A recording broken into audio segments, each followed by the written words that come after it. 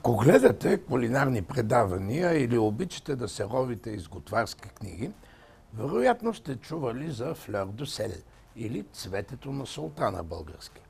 И друг път в нашето предаване е ставало дума за готварската сол и тогава ви разказахме, че има доста големи разлики между отделните видове.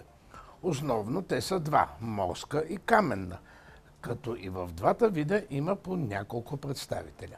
Сред каменните соли най-скъпа е хималайската, ама истинската, а не тази от неназована мина, която често е бойдисана, за да добие онзи характерен розов нюанс, с който се отличава хималайската. А сред морските соли най-ценната е именно флер де сел, добивана по Атлантическото и Средиземноморското крайбрежие на Франция, както и на няколко други места в света.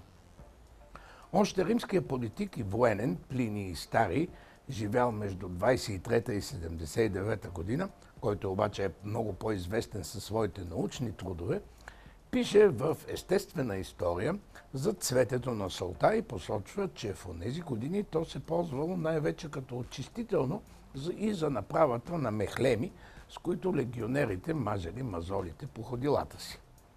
Днес такова отношение към този природен продукт би било истинско кощунство, защото цветето е най-финната сол, която морето е в състояние да даде на човека.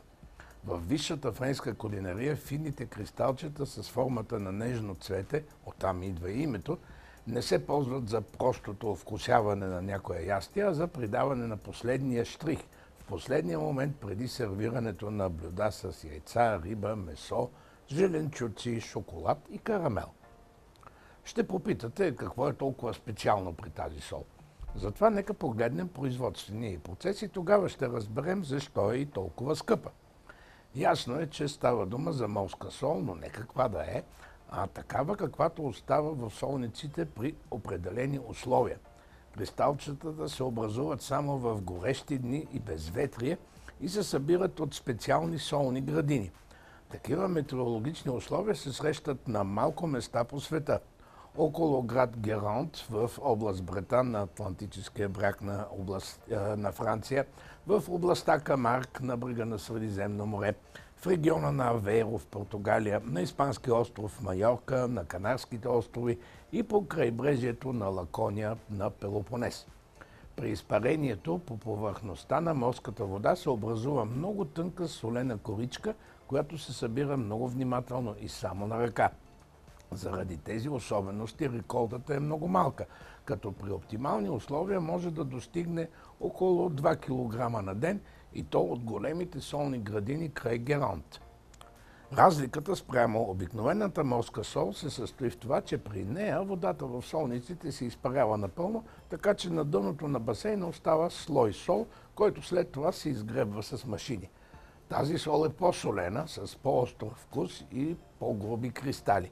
А при флер дю сел кристалчетата са, както вече стана дума, съвсем финни и крехки, както и леко влажни, а вкусът е по-ефирен, по-мек и по-малко натрапчив. При консумацията той се развива постепенно върху рецепторите, разположени на върха на езика, усеща се и леко хрускане. На всичкото отгоре цветето на солта е много здравословно, тъй като за разлика от другите соли на пазара не преминава през никаква допълнителна обработка. Това е чист природен продукт, добит по възможно най-щадящ начин и запазил всичките благини, които дава морето. Освен натриев хлорид, в тази сол се съдържат полезности като калий и магнезий, както и малко сяра. Едно време солените цветенца са били събирани само от жени, тъй като мъжките ръце са били смятани за прекалено груби, за да се справят с финните кристалчета. Днес равноправието между половете е премахнало тази несправедливост и в солените градини ще срещнете и много мъже. Както казахме, използването на флер де сел във водата за спагети би било неоправдано начинание. Далеч по-подходящо е да си направите, например, шоколадов пудинг и накрая да ръснете отгоре щипка от тази сол или пък да придадете по-особен вкус на някоя свежа салата. Ето една примерна рецепта, подходяща за сезона. Тарт с сирене бри, круши и орехи. За тестото ви трябват брашно, масло и едно голямо яйце, а за плънката са ви необходими 2 яйца, 2 круши, сметана, парче бри, орехи и мед. Първо се прави тестото, което се разстила на тънко и се запича за около 10 на минути на 200 градуса, след което се залива с места от останалите продукти. Пече се още 20 на минути, а последният штрих идва с щипка флер до сел. Облизването на пръстите е гарантирано.